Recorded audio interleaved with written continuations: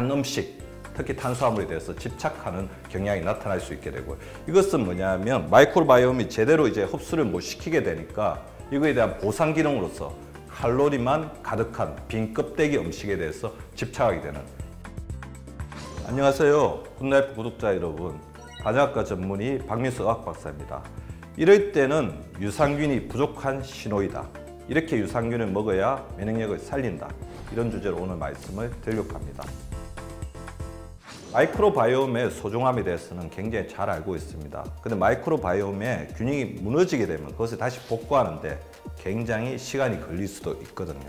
그래서 내 몸에 유산균이 부족한 신호가 있다고 한다면 우리가 미리 알아차리고 선제적으로 마이크로바이옴을 돌보는 노력이 굉장히 필요한데요. 먼저 소화불량이 생길 수가 있습니다. 마이크로바이옴이 좋지 않으면 상부 쪽에 있는 위장관 쪽에 부담을 주게 되거든요. 아래서 받아주지 않으니까 위쪽에서 정체가 되는 거죠. 음식을 먹었을 때 가스가 찬다든지 먹어도 복부가 빨리 팽만감이 있다든지 위식도 역류 증상이 있을 때도 이게 마이크로바이옴의 균형이 무너졌을 때 그럴 수 있다는 것을 생각해 보셔야 되고요. 잠의 질이 저하가 됩니다. 소화기관이 굉장히 불편하면 잠이 잘 들지 않는 거죠. 특히 이제 장에 있는 세로토닌이 우리가 깊은 잠을 자고 굉장히 숙면을 취하는데 굉장히 도움을 줄 수가 있습니다. 그래서 유산균이 부족할 때는 자고 일어나도 피로가 풀리지 않는 불충분한 수면에 빠지기가 쉽고요. 그러다 보니까 아침 기상 시에 굉장히 불쾌하고 우울한 기분을 느낄 수가 있어요. 장은 제2의 뇌입니다.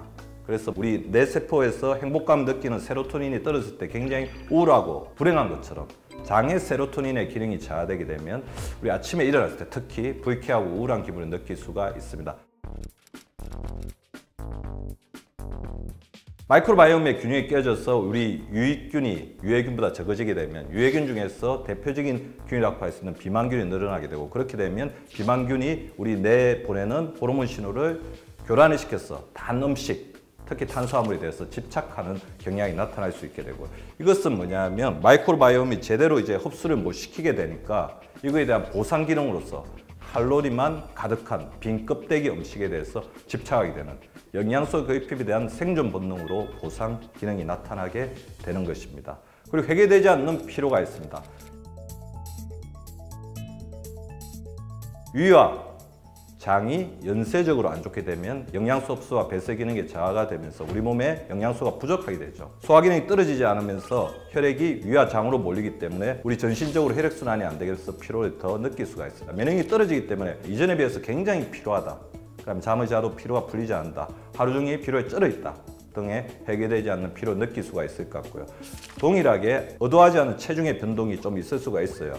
살이 찐 사람은 더 체중이 증가하거나 살이 쪄야 되는 저체중자 같은 경우에는 영양소의 흡수 기능이 떨어지면서 체중이 더 감소하는 극단적인 양상이 나타나게 됩니다. 장이 안 좋으면 체중이 우리 건강에 불리한 쪽으로 움직이게 되죠. 그리고 피부에 염증이 일어나게 되는데요.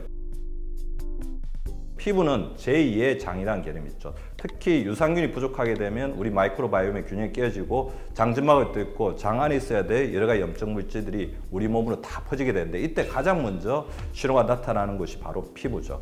그래서 섭진이나 뽀루지, 피부 발진, 그 다음에 이전에 비해서 갑자기 늘어난 두드러기, 그리고 갑자기 성인 되어서 나타나는 여드름, 그 잘 낫지 않는 주사와 같은 피부병이 유산균이 부족한 신호로 나타날 수 있습니다. 우리 장을 지켜주던 보호막 역할을 하던 유산균이 부족해지면서 마이크로바이옴의 보호 기능이 떨어지게 되면 음식물에 대한 알레르기가 자주 발생하게 됩니다. 장내 세균 숲의 완충 능력, 버플링 효과가 약화되었다는 거죠.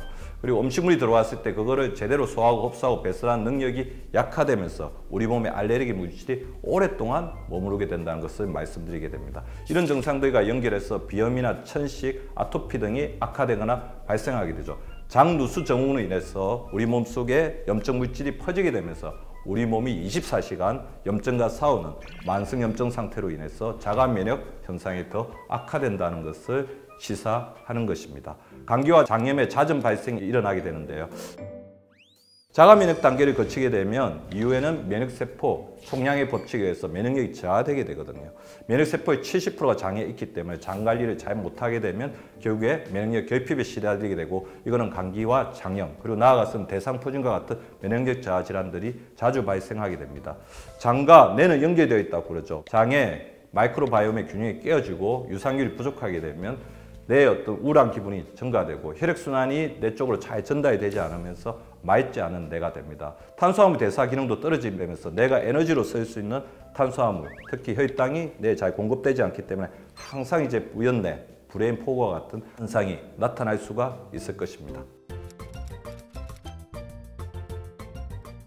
자, 유산균은 살아있는 균입니다. 따라서 유산균을 보충할 때 우리가 세심하게 원칙을 지켜야 되는데요. 유산균이 들어오면 기존에 본인이 가지고 있는 마이크로바이옴, 장내 세균수가 맞지 않을 수도 있다는 부적합 법칙에 대해서도 정확하게 알고 계셔야 됩니다.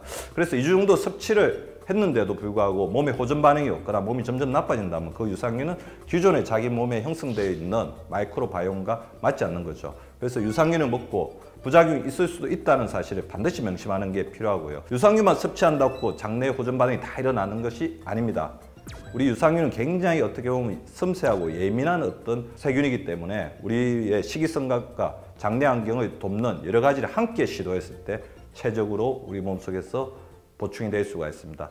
유산균을 그러면 어떻게 도울 것인가? 소화가 잘 되는 음식이 장으로 내려갈 수 있도록 도와줘야 됩니다. 그리고 천천히 먹는 것도 중요하죠. 소화를 최대한 시켜서 그다음에 살균장을 충분히 시킨 음식을 소장과 대장으로 내려보내야 되고요. 그리고 유해균이 좋아하고 유익균이 싫어하는 자극적인 음식, 특히 당독소, 정제 탄수화물 음식을 줄이는 게 필요합니다. 장은 수분이 촉촉할 때 체질 컨디션을 유지할 수 있습니다. 하루 2리터, 소변 색깔이 맑고 투명하게 나오도록 수분 섭취를 규칙적으로 해주는 게 굉장히 필요하고요. 규칙적인 운동을 해서 대장 운동을 원활하게 해줘야지 대장이 유익균을 더욱더 잘 도와줄 수 있는 환경을 조성할 수 있습니다. 식이섬유는 장에 있는 프로바이오틱스의 먹이이기 때문에 제철 채소와 과일을 충분히 섭취하는 식습관이 필요합니다. 유산균, 대장까지 살아가기 힘들다는데 식전 식후 언제 먹어야 하는가에 대해서 질문이 굉장히 많은데요. 식전에는 공복이라 음식물을 먹지 않았으므로 위산이 분비될 기회가 적어서 일반적으로 위산이 낮습니다.